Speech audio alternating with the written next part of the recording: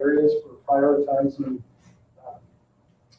treatments or projects for fire and invasives and preventing those events and improving habitat.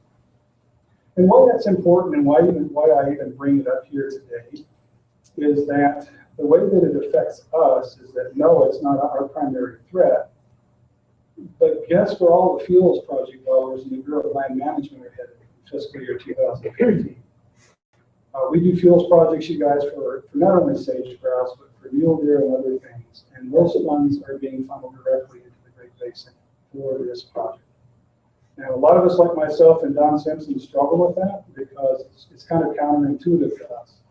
Well, why not protect those areas where you have strongholds first, and then those other places second? But I'm not king, so that's not where that money's going. So, nonetheless, that's the effect to us, is that we're going to have to find ways to fund our fuels projects differently, and also looking at new ways to leverage dollars to get things done. The other thing I wanted to share with you today is that on November the 13th, last week, which I think was last Thursday, Pinedale released the Pinedale Atlantic Line Project Area Greater Sage Grouse Annual Reports. And the comments for that, there is a public comment period, is that ends December the 1st. Of particular interest in this report to some is the fact that triggers or thresholds that relate to the number of lek areas or numbers of males attending leks were met. The thresholds were met on a couple of monitoring areas. One is the Duke's Triangle Complex, where we had a 50% decline in active leks between 2009 and 2014. And then we also had, in the Yellowstone Complex, a 36% decline in peak male lek attendance compared to a reference area. So clearly, those are points that are of interest to a lot of folks. But two things that I would leave with you on that is, number one, the report is available on the GIO top of the website, for starters. And then secondly, these monitoring areas were outside of core. Secondly, there was mitigation in place as per the EIS to address those concerns. So anyway, have a look at that report, and obviously we don't have time to get off in the weeds, and plus I need time to read it myself. The other item too is National BLM Office has established a Greater Sage Grouse Plan Implementation Group, of which myself and Larry are participants in.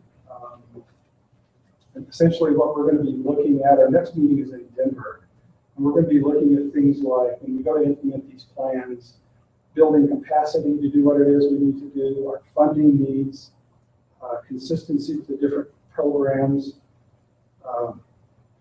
They've been tapping me quite a bit for the Lander RMP and what's going on there. That's a particular interest that might be of interest to you. And again, we're meeting in Denver next, I think, a week from today. And we're going to be looking at things like grazing and so forth. And that will be where that affords me the opportunity, as it relates to implementation, to talk about our Sage Grouse Executive Order 2013-3. So, aside from that, one last item. There has been interest from the CIGIT group members on this item.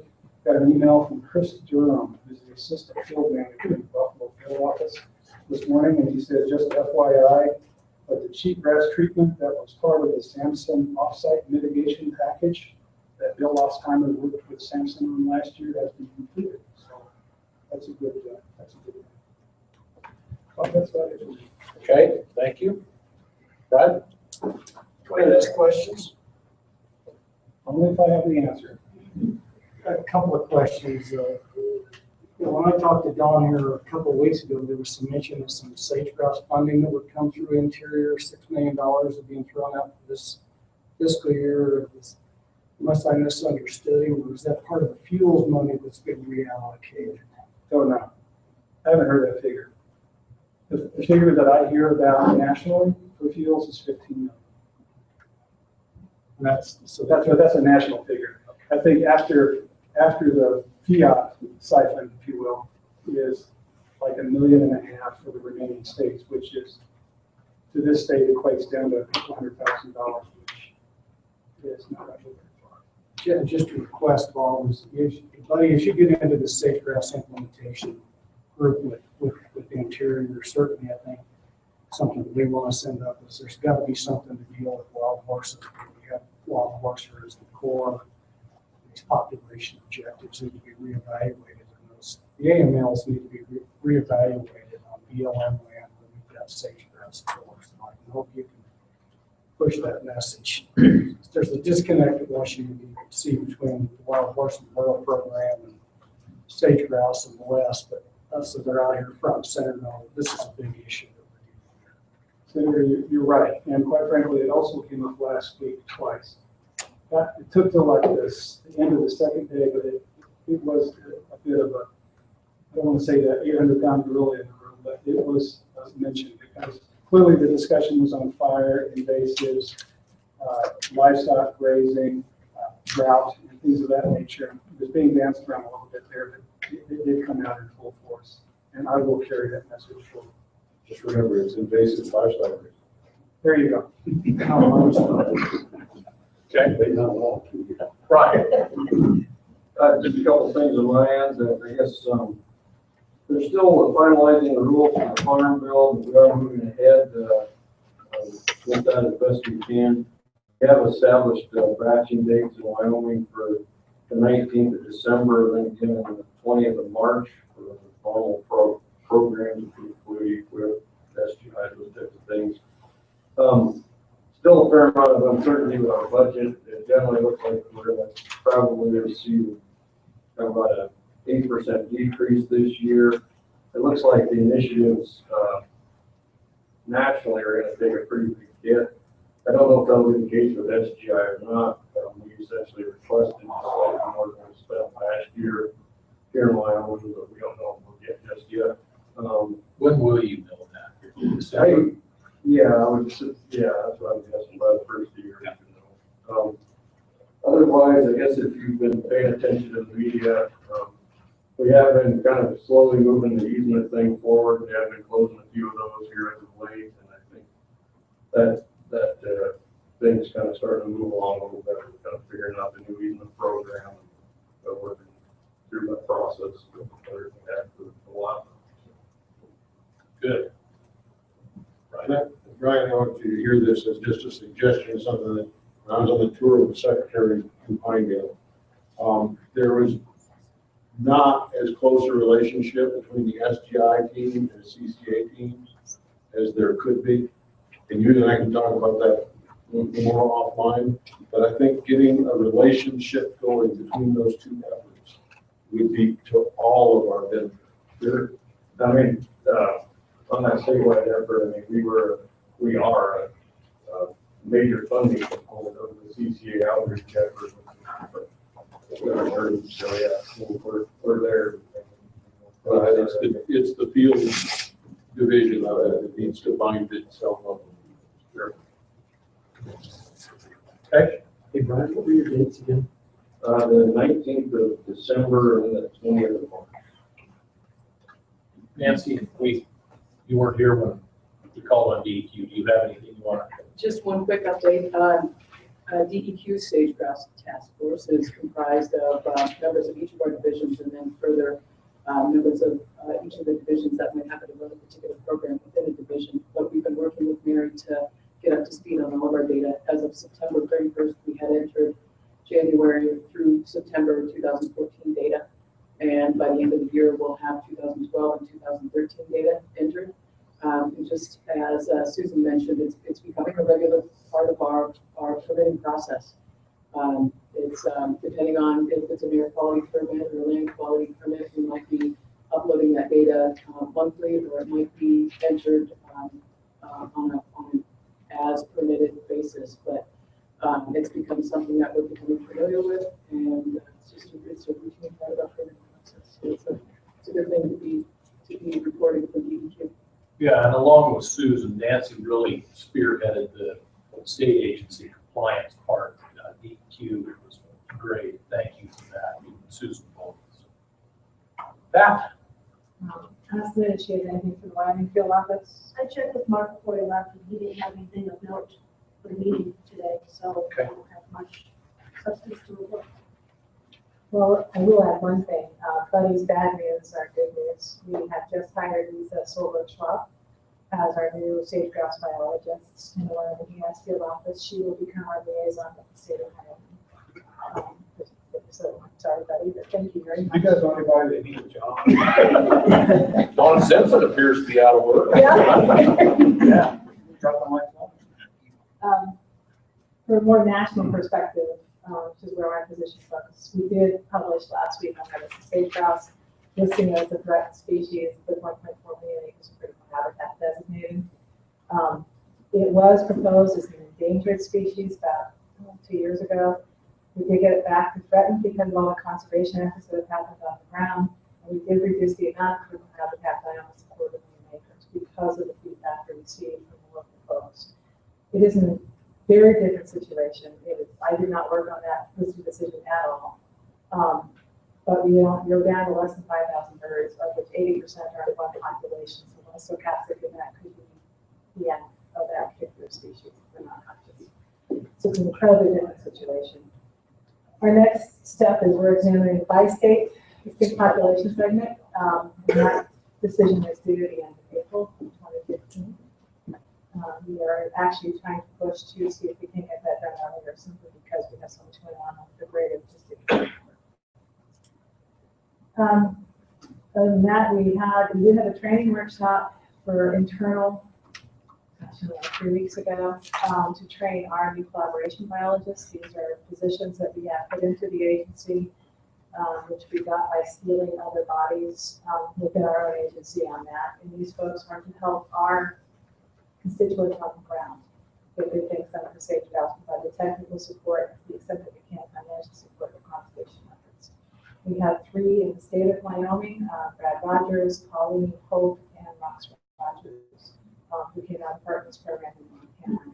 That's in addition to our partner staff, and in addition to our management assistance office in Lincoln. Okay. Let's give our questions. Yes, sir. Quick question, what kind of communication do you guys have with these other states as far as CCAs and the bi-state agreement where basically through the rulemaking, it's only Wyoming that has the CCA authority, I understand. We've got a lot of landowners that have grouse and lands in Colorado and Utah.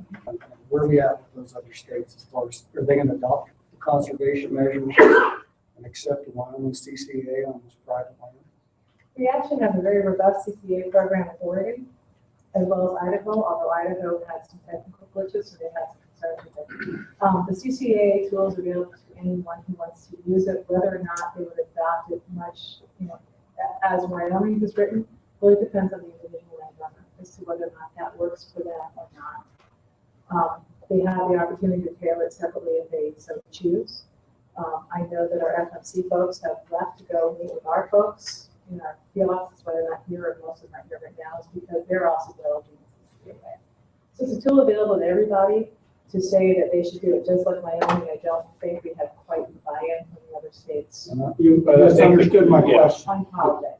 I got landowners that have land that straddle the state line, they want to do a CCA in Wyoming. It's not available on their lands in Colorado. We can try to work with you. They want it to cross the state line. It's the same piece of property, it's just a different state We boundary. can work with you to make that happen, absolutely. Chris? Yeah, sorry. Do we see any of these CCAs crossing state boundaries? So that came up a couple of times, and the regional office for Fish and Wildlife Service has responded. They thought we could work through those issues because there was not, in the agreements with the national agency, not with the state. So there shouldn't be a reason to think that you couldn't work through those with the same measures, the same tools, under the same agreement, even though the quasi-boundary of the analysis associated with the CCAA effectively went to the borders of Wyoming. There was certainly reason to believe you could accommodate the landowners on the border. So I would say, Larry, get with Tyler Abbott. He is aware of the issue. They have been trying to figure out how to do it, and all indications that we've gotten are if it's contiguous land or if it's land owned by the same person, basically they can all fall under one CCA. Doesn't matter state lines. What about CCAs? Is the Bureau, and I guess this throw it over to EPAT, but either one. So they're going to be the same then. Is the BLM in Colorado going to accept the same conservation measures as the BLM in Rollins? Good question. Yeah, and I think that, I think it's definitely open for discussion. I don't see the reason why we couldn't try to achieve some kind of agreement. Chris, can you speak to There's Colorado? not going to be a problem with that. I think we're easily going to work with the BLM in Colorado and get that figured out. I really don't see that as yet.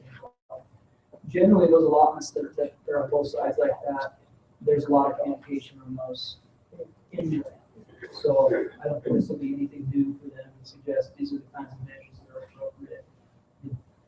I realize there's an artificial boundary running through their land, but it's the same basic situation on either side of that boundary. Sort of I would tell you that don't characterize that as factual. For as far as the grouse is concerned, I said. Well, the grouse, but we're dealing with a regulatory environment with different offices in different states and different personalities. It's just like night and day, going from one office to another, how they approach these issues. I think, Senator, if that happens, that it's incumbent upon folks like myself and others like me to have that brought to our attention and then work through that. Because you're right, kind of signals that this end. So yeah, I think we will try to work through those as best we can. Okay. I'll start. I know Jeremiah has a few things. I'll start, kind of give you the governor's office state update. We have probably spent the better part of the last 2 months doing nothing but sage grouse, Denver or Pinedale or Cheyenne or DC or wherever. There's been a tremendous amount of give and take between Interior at the upper levels and the state. I think that at this point there are still some things that remain to be resolved, but I think we are continuing a very positive dialogue in that direction. First one, I'll tell you, the last Sage Grouse Task Force meeting down in Denver a month ago, we spent 2 full days going through different state plans, where we were, how we addressed issues. I think that was instructive, in particular to people who weren't completely grasping what we all do. It was also helpful to all of the states, including us, to look at areas that might be gaps, things that we either hadn't explained correctly or hadn't addressed. So that's been the last probably 60 days, has been trying to focus in on those things and resolve those issues. At those, we asked for some fairly specific feedback on things that would provide adequate security to the species as we move forward in the listing decision. One outcome there was that yes is the answer to the question, does a CCAA, a conservation easement, an EQIP contract, or a CCA provide that surety? The answer was yes, it does. Obviously that was timely, and because the next week we were in Pinedale, and the director and the secretary and the governor were participating in a process to sign the first CCAAs and CCA in Wyoming. Since that time, I know Tyler has been pretty much overwhelmed with demand for that. And you can see that in Mary's roll-up. You had 14,000 acres in the Buffalo field office. You had about 15,000 acres in Pinedale field office that have been enrolled in that. That's important because historically, we never quite got a handle on whether or not they were a preemptive measure. We all knew that they were a protective measure in the face of a listing, but were they something we could use to help assure that we had practices on the ground? And the answer being yes, change the desirability to a very large degree. Most recently, secondly, and Pat already said it, and I think Maureen did a nice job of, from what I understand, the Gunnison decision has nothing to do with what we're doing. And we did get a few queries about that, not a lot. I think that the announcement of Gunnison handled it quite well and took it head on and didn't try to pretend that they were tied and came out and worked and said, look, this is the gunnison, that's a species. Certainly the work that Brian did through Audubon to distinguish the differences was helpful. But the governor was prepared to respond to that and did not have to. So that's one there. Jeremiah and I will be going to Montana in December. It looks like I'm going to spend about 4 days up there. Jeremiah's going to spend a couple, and we're going to meet with apparently everyone who lives in that state. They have a series of meetings and presentations on our process. We may actually roll Maryville. They are ready to execute an executive order, and they want it to be right. There are some things in Montana that we believe they need to do to get up to where we are. They have to do with the way that their populations and their habitat is laid out on the landscape. It's different than Wyoming, but they're basically following the Wyoming plan. We spend a couple days a week with them on the phone, walking through how we do things.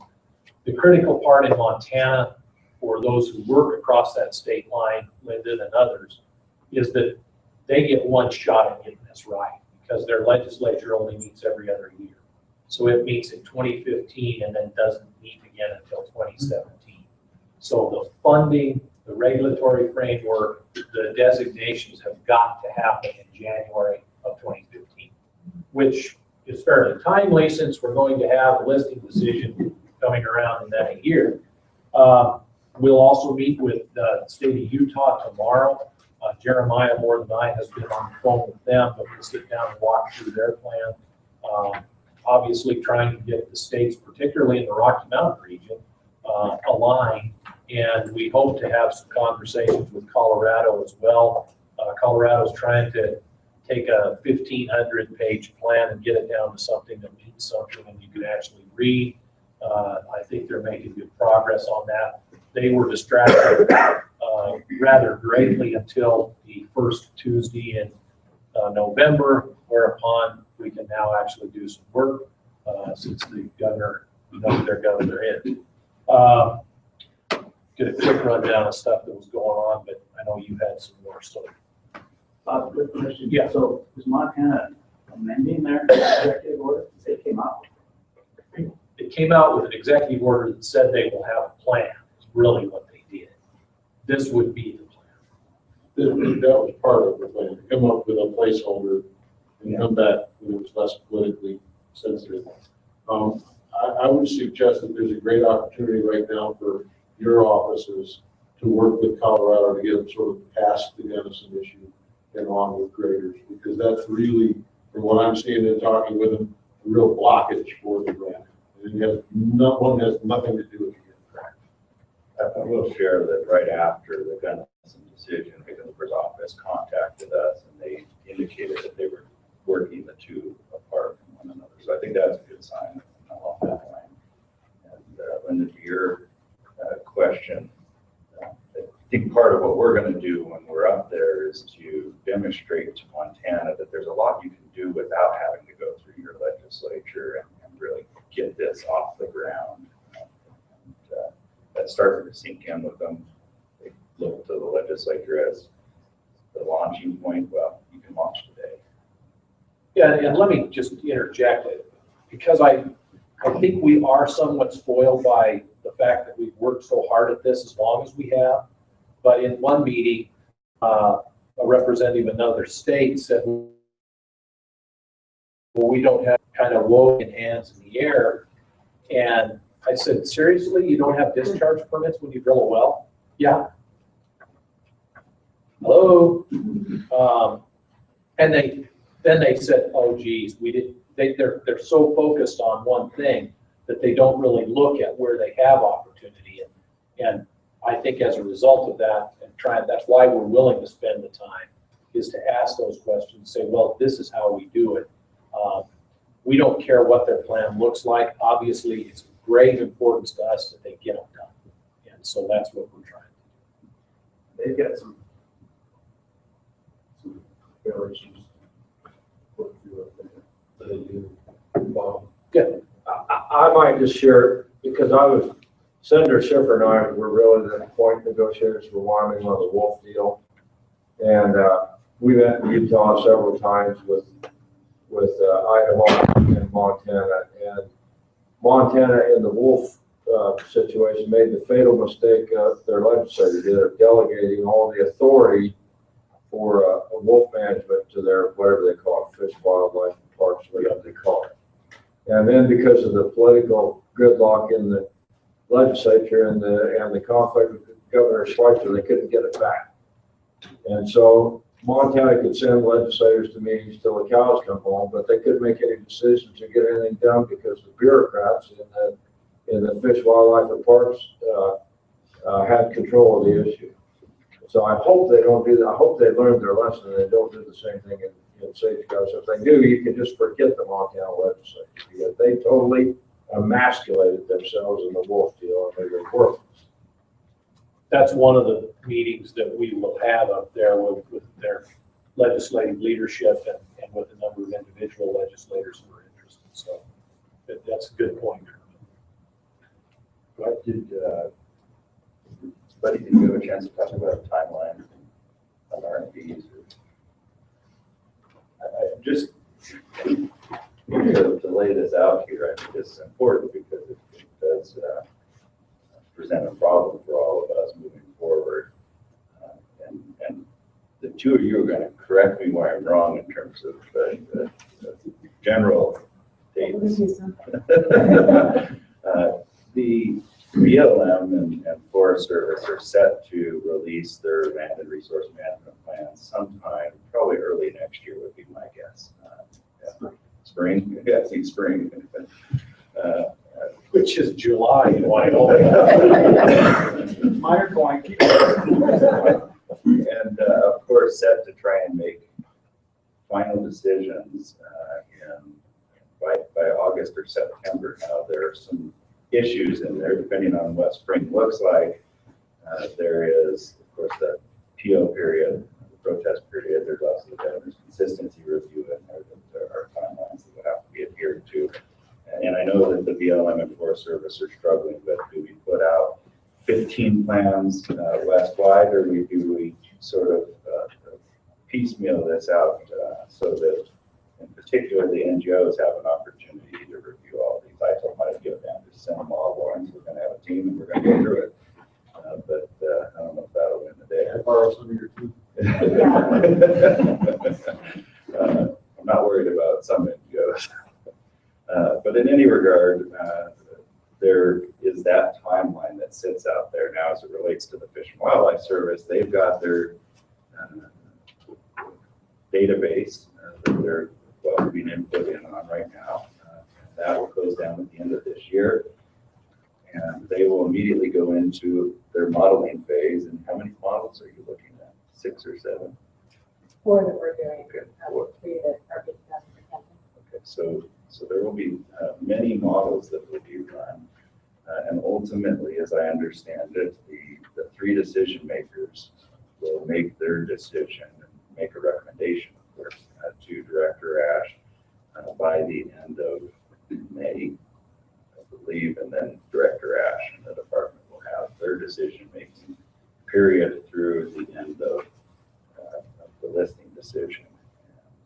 I think between those two, you can start to see where there are some issues in terms of what lines up.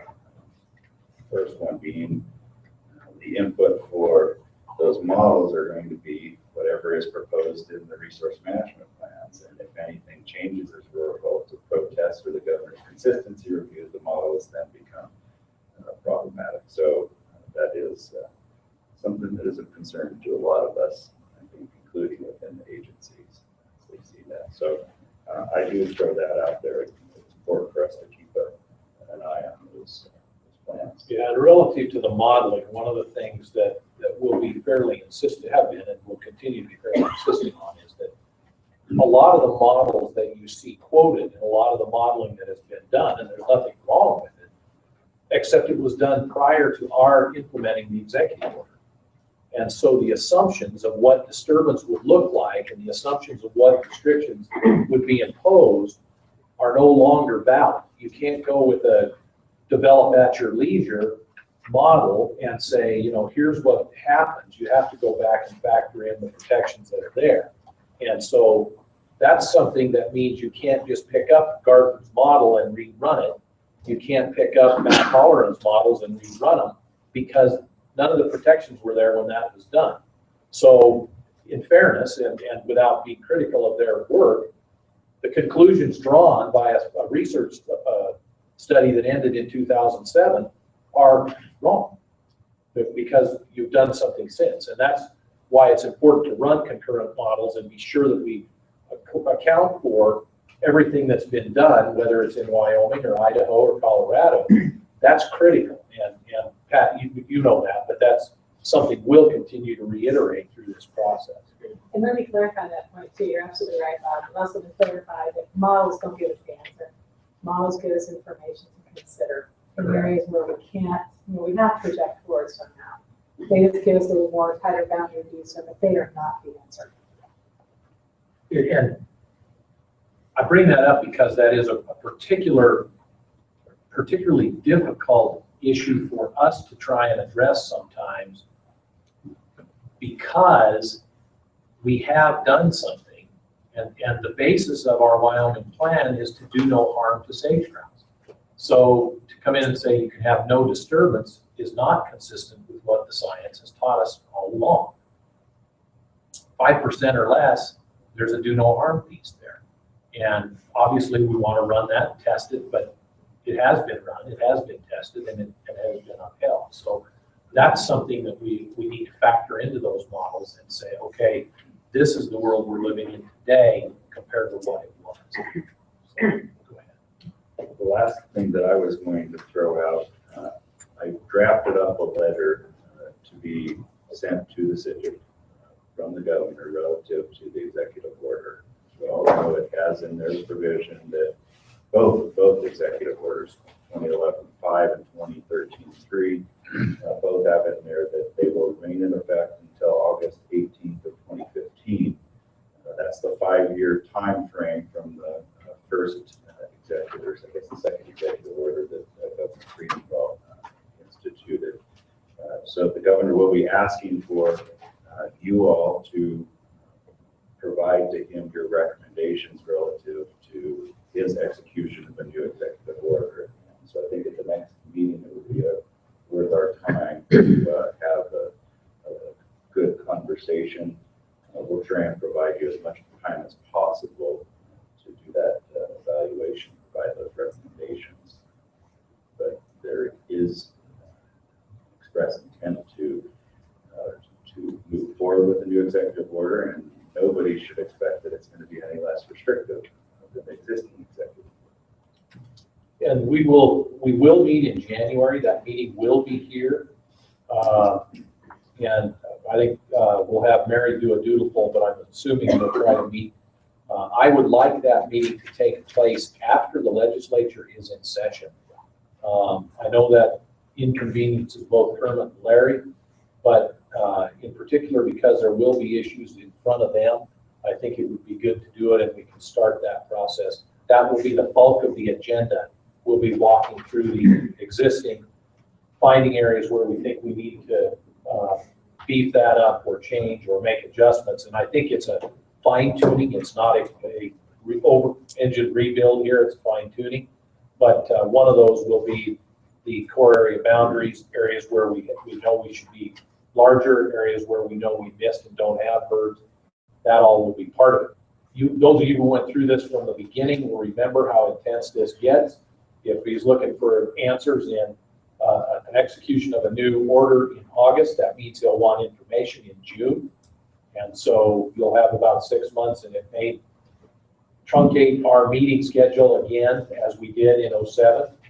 But I have full confidence that we'll be able to take care of it and get there. So, anything else? Just the last thing, you know, I want to just again reiterate my appreciation for all that you guys are doing. Wyoming is the absolute demonstrated leader, and that's not lost on the Department of Interior in particular. I've been on the phone with the Secretary's office. I was on the phone with the National Bunch. They're calling us to make sure, you know, how can we assist them? How can they assist us? It's a better conversation than it was even a month ago. So, but a lot of that is helping in that regard. Okay. Public comment. Anyone have public comment? One more time, one more public comment. I'm just gonna do that, what both these would do, I'm going to handle that. Okay. All right, let's go around the table quick. All right. Doug. Larry, you good? Nancy? Bob? When you were talking about the models being different now because of the changes, there's also the changes on what is out in the field for industry. Correct. Good point. Right? Okay. Dave. So just an update for the group on what we've been up to for the last couple of months. It kind of relates to some of the discussions we had. Thunder Base and Grasslands Prairie. But if I do that, we'll run past our time, so. But thank you for that addition. Our EA we hope we finish by the end of the year on the conservation strategy. It is a combined CCAA, CCA, and CA for the 5-county area in Northeast Wyoming. We currently have about 60 projects that we entered into the conservation efforts database, of about 1.2 million acres of CCA coverage that will go into that once it's signed. So a fairly significant amount when it comes on board. We've about finished our briefings both here in Wyoming and in Montana for both federal and state agencies. So the groups that you're going to be meeting up in Montana have already had at least a partial briefing, and we did discuss some of the executive order with Fish and Parks, Governor's Office, Montana DEQ, Montana BLM. So hopefully having some think time, and I mean, this is not the first time that they've heard about this.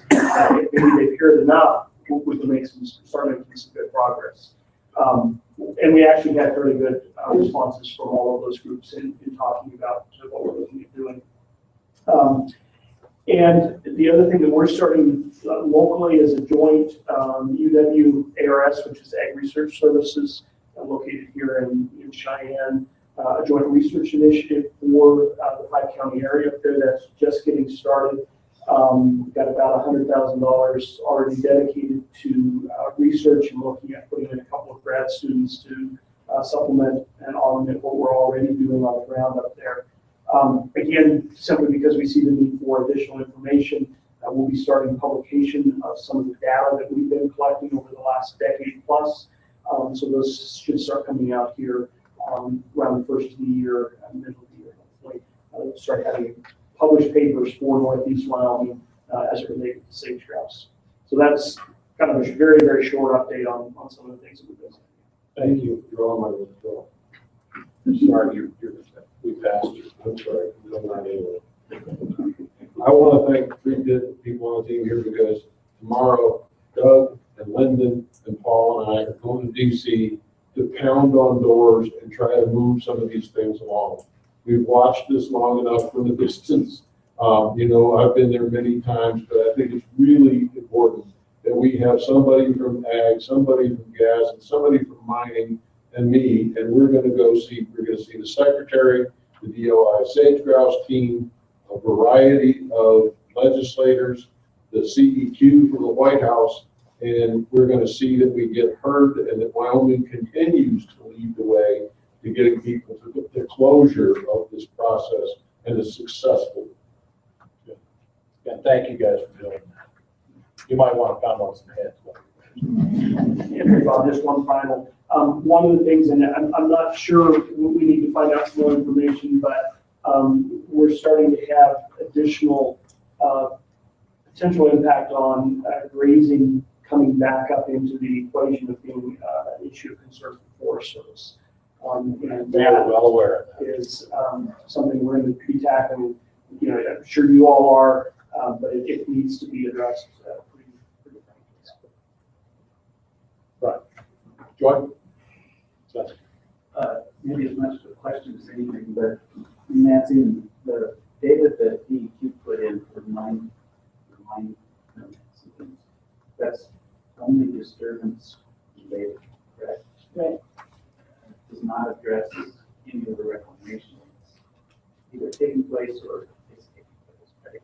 Not yet. That's something that the DQ has a great interest in understanding how we can work that sort of data in, because there's all sorts of credits out there that we should be entering somehow. I think that's the next step. I think the mine industry is maybe a little bit just for not being more proactive in getting some of that in. But the point is that yes, we all have all that disturbance, but it's rolling. You know, some of it's matured, but maybe it's not. Laureline, I wish Bruce was here, but it doesn't paint the total picture of really what's going on in the landscape. And you know, where we're at and the crunch we've been under, we're not going to paint the total picture. I think Mary and her crew have done an outstanding job of getting 90% of it, but we'll probably always be a little ahead or behind in some areas. But it's a good point, and it is not lost on us. So.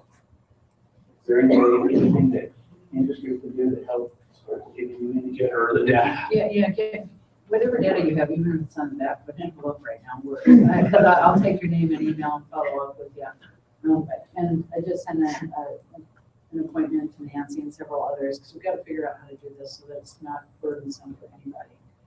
So Mike's going to be there, and if you have somebody from your industry that wants to be part of that, you know, noodling things around, that'd be great. You know, I think it probably would be best not to take a more systematic approach to it, as opposed to when they're giving you something on a cocktail napkin. And I think we can do that. And it all has everything to do with bond release. And those spaces of bond release for coal industries. And it's something that we can collect the data on. We get it by means of annual reports. So it's a matter of sitting down to take a look at what that data looks like and how we can integrate that into your system. But it's got to be something that's systematic and done for all of the mining industries from land quality's perspective, and from all of the permitting activities from the DEQ's perspective. It's a good point, and I think it's not lost. Let's be a little patient with that and see what DEQ and Mary come up with, and then you guys can probably perform that better. So, But if anyone has data, we still need it. We just need to figure out how to get it in. Bill. Go. Yeah.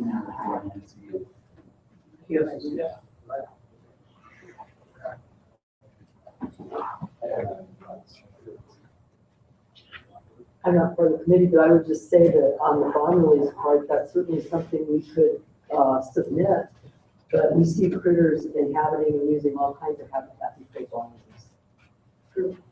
So if there's something that you'd want to put in X amount of acres or bond released or released from some kind of bond, but X amount of acres have some type of reclamation on them, maybe there'd be 2 things to report there. Because we see a lot of critters out there and they don't seem to read the notes as to whether we have bond release or not. Yeah, let's work through that. We don't need to do that here. Just, but I think we'll cover everything, but other than that, happy Thanksgiving to you and your families. Susan. Good. Okay, thank you all very much for what you do. It's pretty amazing in this state what we can do when we put our on the scene. So thank you all.